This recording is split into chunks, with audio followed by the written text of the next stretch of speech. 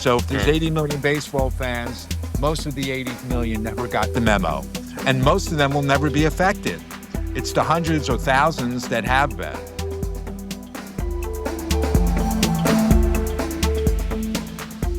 Hey, everyone. Thanks for coming back to Foul Ball Safety Now Talks. Another great day to talk about the little known issue about foul balls. Most people haven't gotten the memo regarding how many injuries there are every year and what kind of issue this has been. We've been following it for 6 years.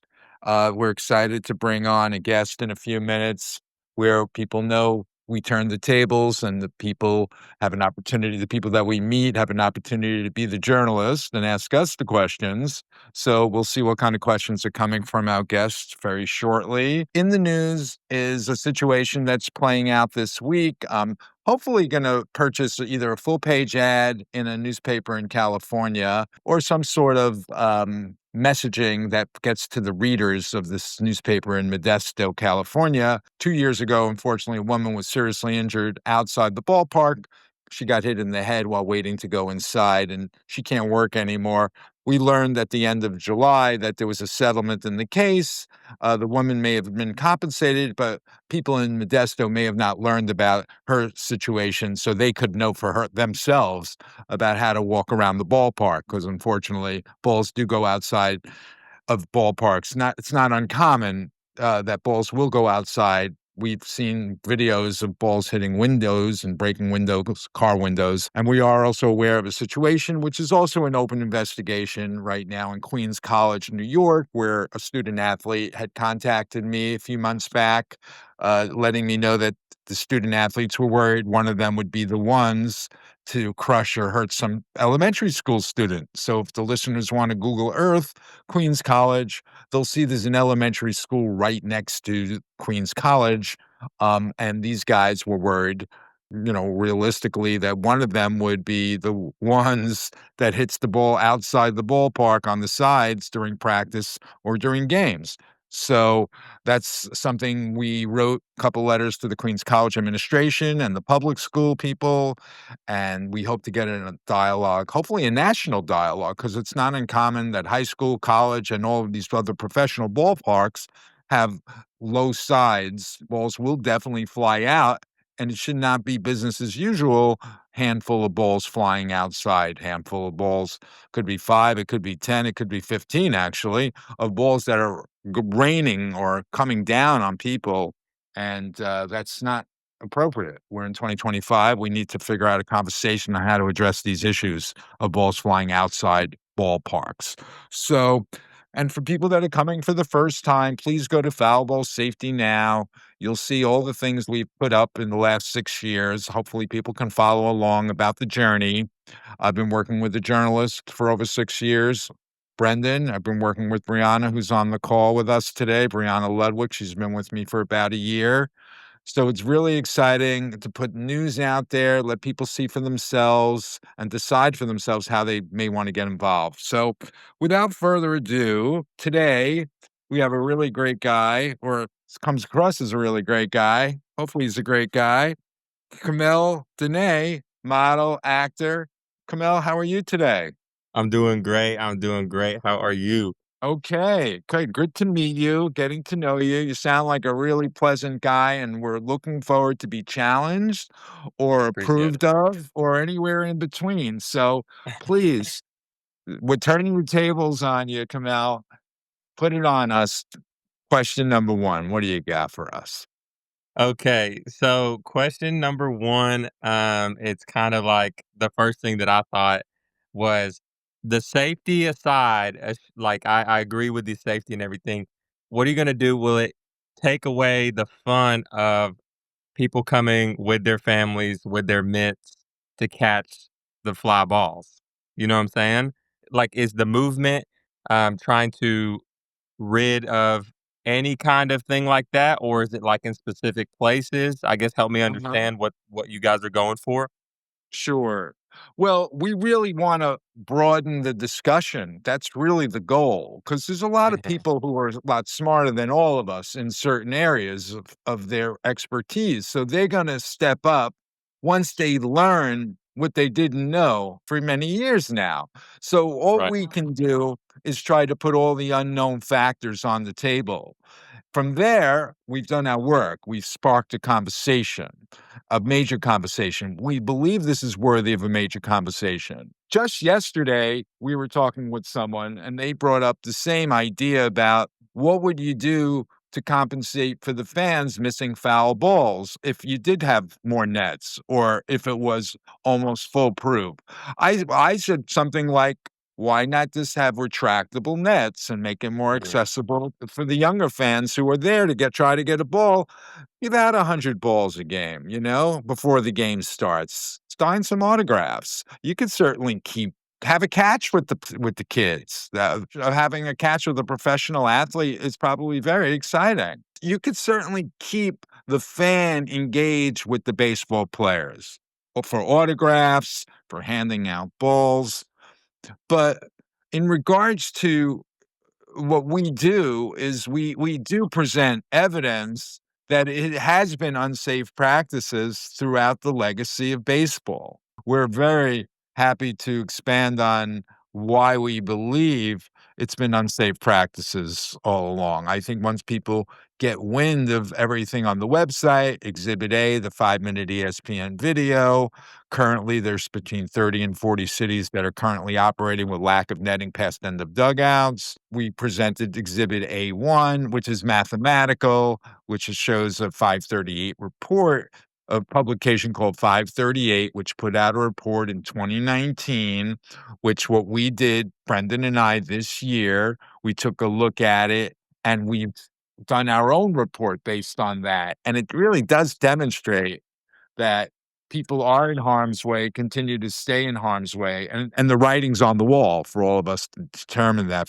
for themselves. So I agree. I mean, I think from just personal experience, I definitely see what you guys are doing, why you're doing it. I understand that there's probably a big following for it too, and probably a lot of pushback.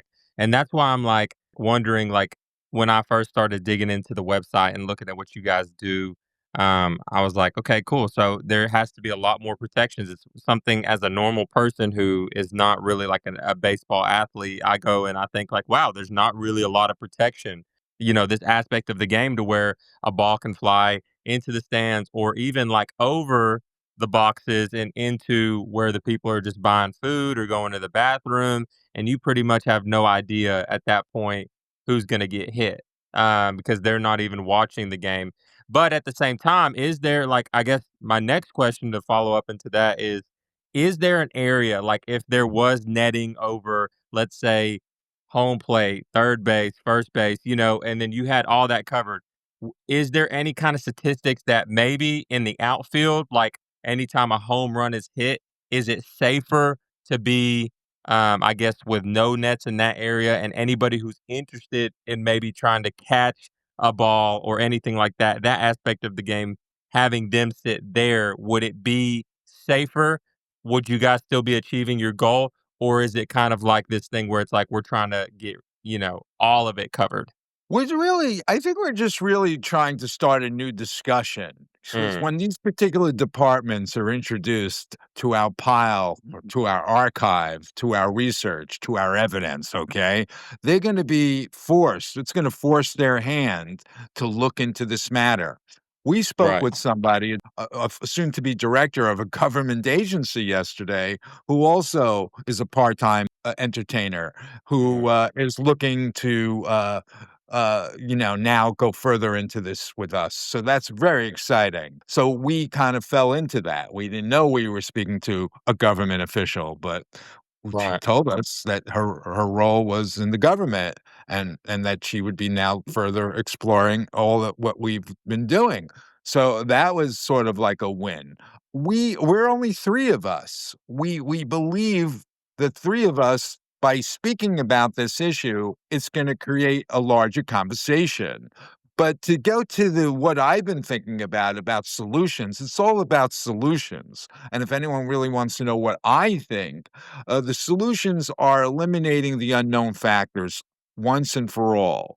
And once we Mm. do know, like Exhibit A1, which really demonstrates how many foul balls there could be every season and how many of them are going here, there, and everywhere and how fast they're going. There was a child that was seriously injured at an all-star game 2 years ago because they were out in the outfield with a glove and they were waiting to catch the home run hitting contests they have at those Yeah, baseball yeah, yeah. all-star games? Right. So they have a bunch of little leaguers out in the outfield who may be 11 or 12 years old. They may not be ready to catch a 100-mile-an-hour line drive, even with a glove. And this person got hit because they're not of the age yet to catch 100-mile-an-hour balls. There's been people in the outfield and outs over the home run fence where people are waiting to catch home runs. They have their gloves. Maybe they're not, it's not age appropriate, but that's not really for me to decide. There are people in government or agencies that look into what is obviously a danger or what may not be obviously a danger. Now, Mm. why can't we have a society, a civilized baseball society, where it's transparent about this is the reasons why you can sit here with your children? Now, I don't know if that means there'll be the nets high enough, and then there'll also be a net over your head so the ball clearly can't come up and down. In some places, there could still be behind home plate where obviously the nets are there behind home plate, but there's also nets above your head. So if it comes up and then it comes down, it's going to hit the top netting and then roll off back on the field, and that'll be a harmless scenario. Are there harmless scenarios for young fans to sit or people that don't want to deal with any foul ball of any kind? Probably, unless they've taken away the cover of, but most foul ball territory is uncovered, so the balls are gonna come up even over the net and come down, and we know of gaps. Even when nets are extended way down, they still make their way over to the net, sometimes into the second level. Again, this is a discussion all we wanna do is chronicle what I think the general public was starving for, which they never got. So if there's Mm. 80,000,000 baseball fans, most of the 80,000,000 never got the memo, and most of them will never be affected. It's the hundreds or thousands that have been, and in a serious way. And those families, unfortunately, they have a lot to say. Brendan and I have interviewed a lot of people, victims and family members, and even baseball players, more than 30 guys that have been in conflict about the matter because they know that they may be telling their own families to sit behind certain sections, but they're certainly not telling anyone else. So it raises lots of questions. Yeah. Yeah, that's crazy. So Jordan, how did you get first on the scene and interested in this movement? I think that's one of the biggest things I'm curious about. Just being a baseball fan, of intimate knowledge of the game, that's my number one sport. I was aware of the issue prior to 2019 when I got involved, and I saw some news report about a young girl in Houston who's just past end of dugouts, which you guys can unfortunately see at the website Foul Ball Safety Now, Exhibit A. It was that video of a little girl getting struck by a ball, and I thought at that time that I could do something about it, and I've been nonstop since, just trying to create a movement, trying to create a discussion, trying to get more media to go long form and write about it, not just about the one incident on that particular day, but get into the bottom line on all of why this is continuing to happen and go deeper. So that's what we've been doing because we're sort of filling the void. We feel like, investigative journalists should have been on this for a long while, but we've been on it and it's been nonstop. And yeah, but it's something to do in a way, trying to improve the game and trying to get some closure for some of the victims that we knew. We know the victims that have been hurt and who've been struck by balls, and we know that some of the people we've interviewed couple of them 2 of them have lost, unfortunately, eyes, and then one of them lost his wife at the Dodger game. She died at the Dodger game in 2018. So it's an opportunity to finally have a discussion in historical context, and this has been going on for a long time based on all of our research. And we really feel like by getting people like you who are coming at it in a curiosity place, a curiosity point of view, may have not been the biggest baseball fan. That's perfect. That's a perfect guest. So we want to continue this open door policy of turning the tables and letting people ask us the questions.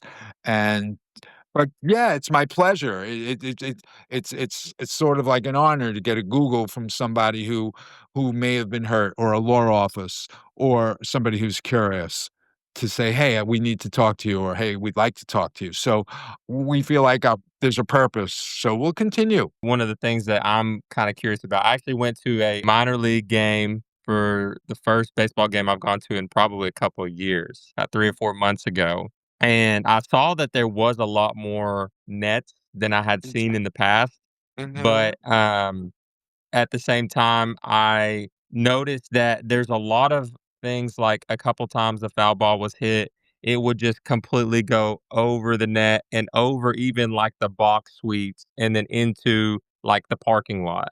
Right. Have you guys, done any research on how those kind of balls can be prevented? Because at that point, it's almost like a wild card, right?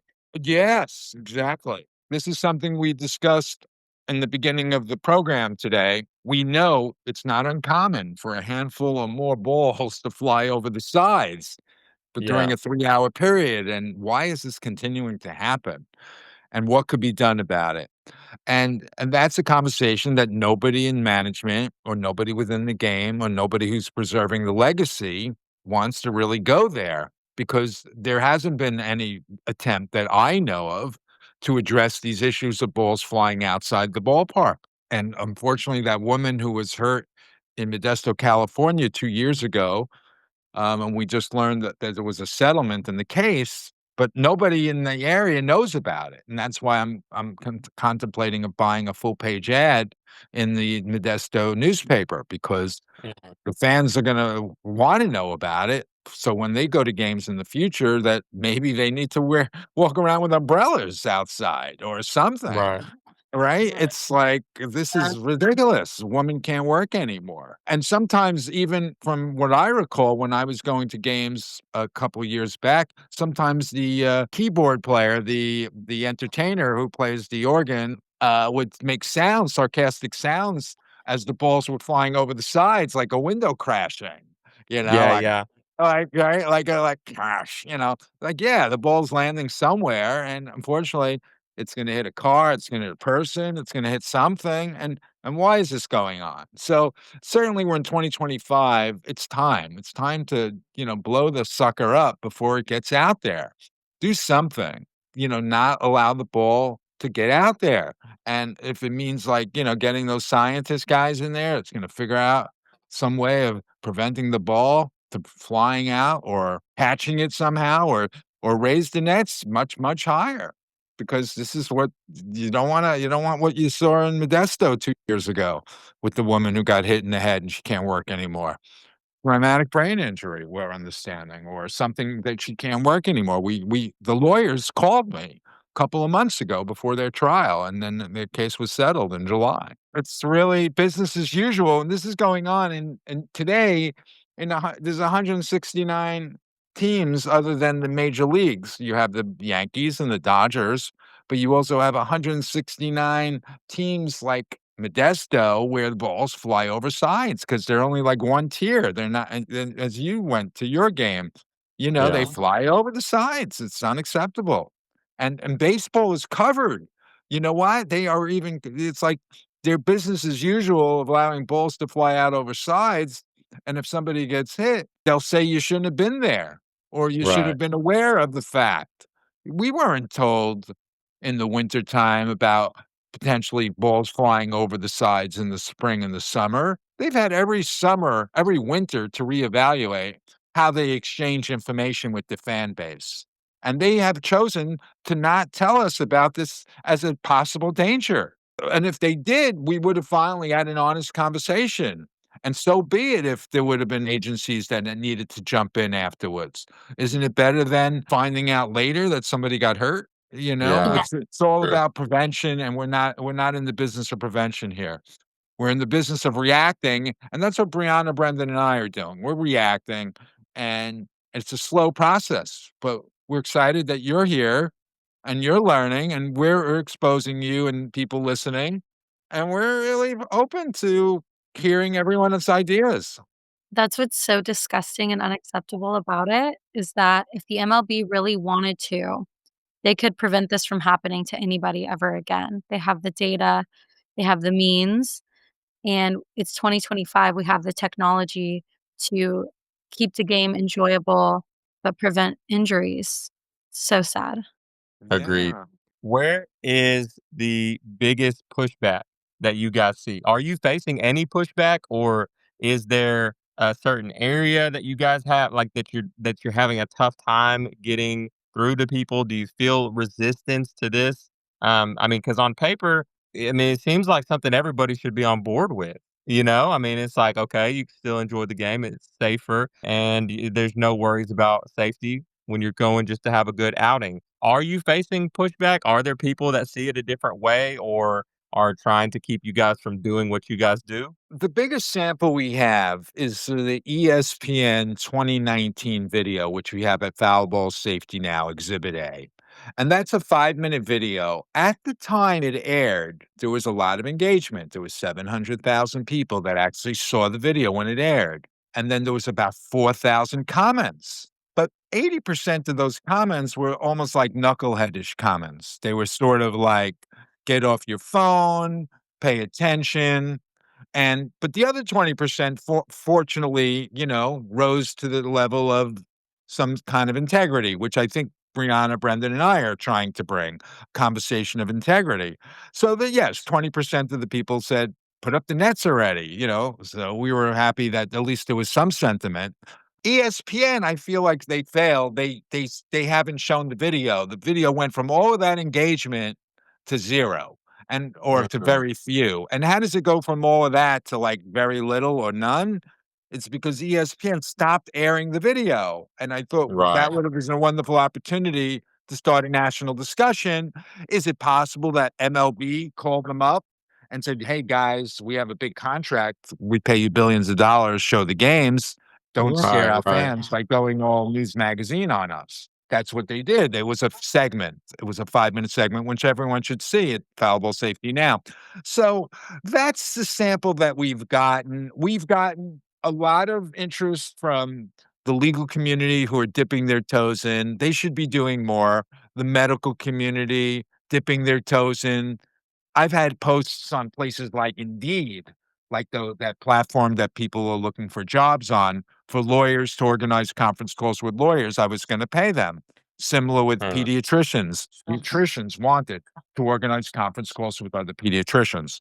I've actually had 3 of these group calls, and they weren't really that successful. It hasn't spread like wildfire. Like, all of mhm, these lawyers, I would love for them to get on board, watch Exhibit A, figure out a way to go into the courts and demonstrate that it's unsafe for kids, if nothing else. But clearly, once people see Exhibit A, I think they'll scratch their head and like, how the heck is 4-year-olds still going to games sitting in those sections? And as we know, 30 to 40 cities are still operating without netting past end of dugouts.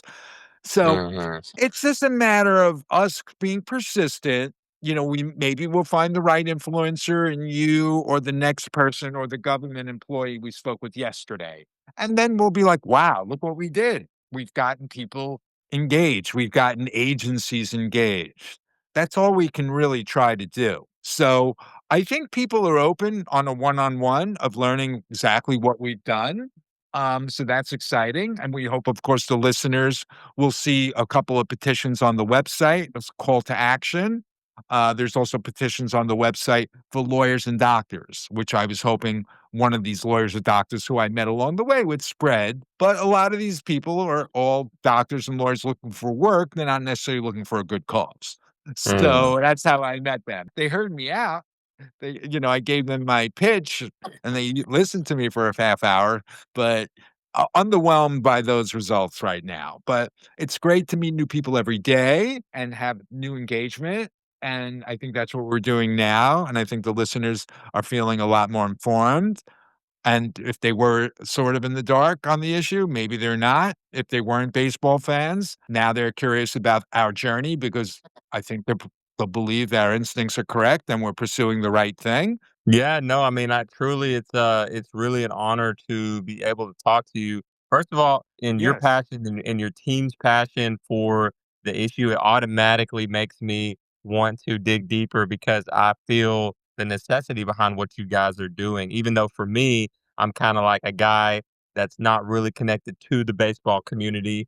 But it made me kind of be like, hey, there is a pressing issue here that's just been kind of overlooked. So, it's been good for me personally just to be able to dig into this issue with you guys, but also just keep my eyes out with you guys. And hopefully in the future, if I can help in any way or just stay educated myself so I can educate other people on the issue.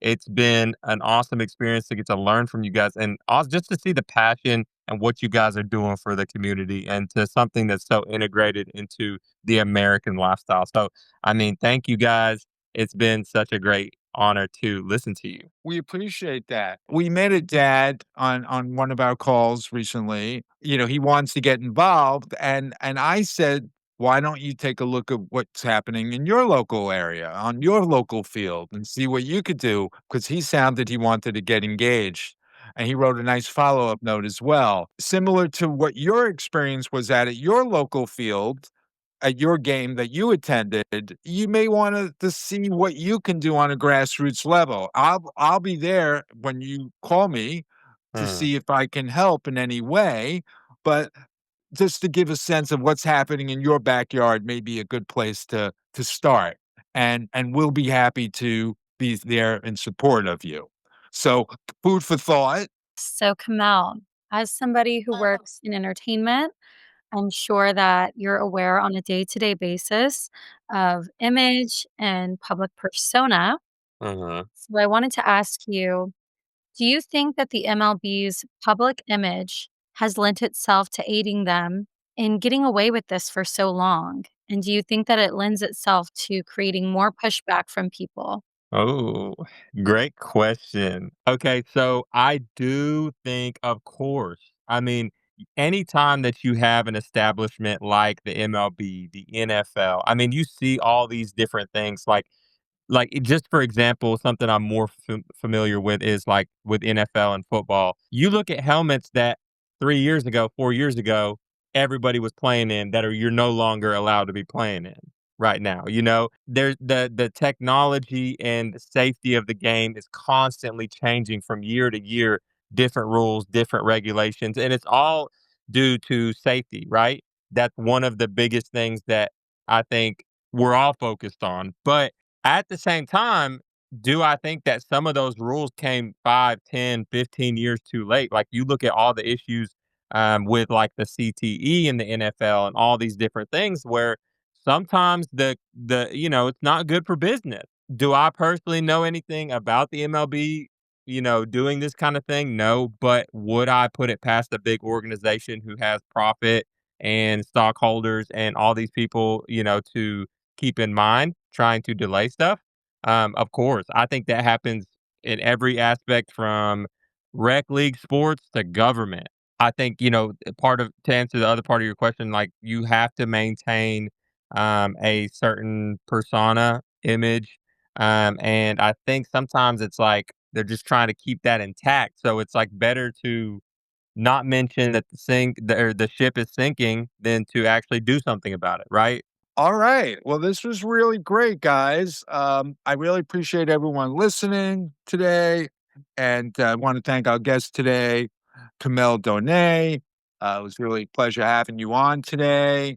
And Thank I think everyone you're welcome. And I think everyone could learn a lot about what we've done at foulballsafetynow.com and what we've done from 2019 to now. There's a lot of information. So we're looking forward to the next time we all get together. So thanks again, and Take care.